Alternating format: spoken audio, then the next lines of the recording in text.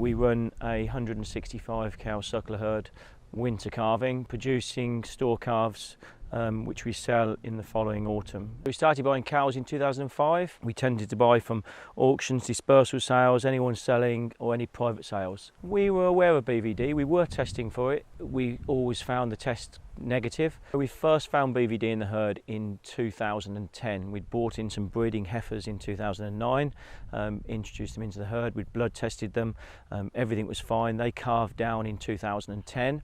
We started to calve and we had all sorts of problems, from cows running out of energy halfway through calving, calves having scours, pneumonia, and everything that was going, we seemed to get it, and we couldn't quite find out what it was. The vets got involved and ran a few tests to find that we got BVD circulating in the herd. So the hunt then was on from the source, which we then found that one of the cows that we'd bought in had produced as a PI, which obviously where the BVD had come from. A persistently infected animal is formed when a pregnant cow catches BVD virus. She can fight off the infection, but her unborn calf in early pregnancy doesn't have a competent immune system, so it's born carrying the virus. It will shed that virus for the rest of its life in everything it produces. These PIs are the main source of infection on a farm with a problem, so it's really important that we identify them and remove them in order to combat the disease. In-calf heifers are really risky because, as we've seen with Pete's situation, you can test the mother and find out that she's not a PI, but you cannot test the unborn calf.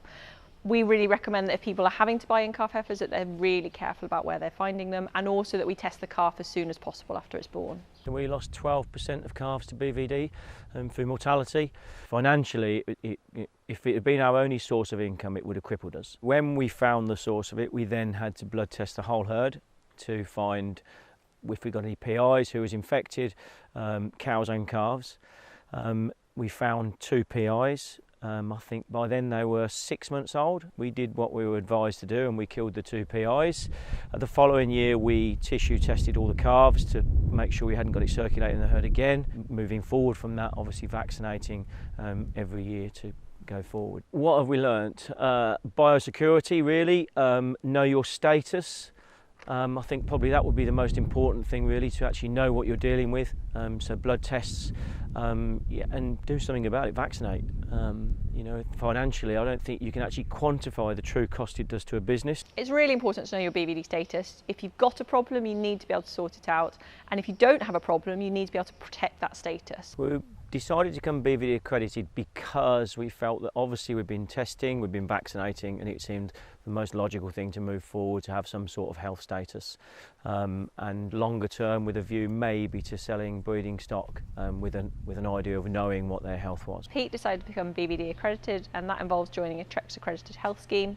He then has to undergo annual surveillance testing of young stock, so check testing, and after 2 years of clear tests he can be awarded a BVD accredited status.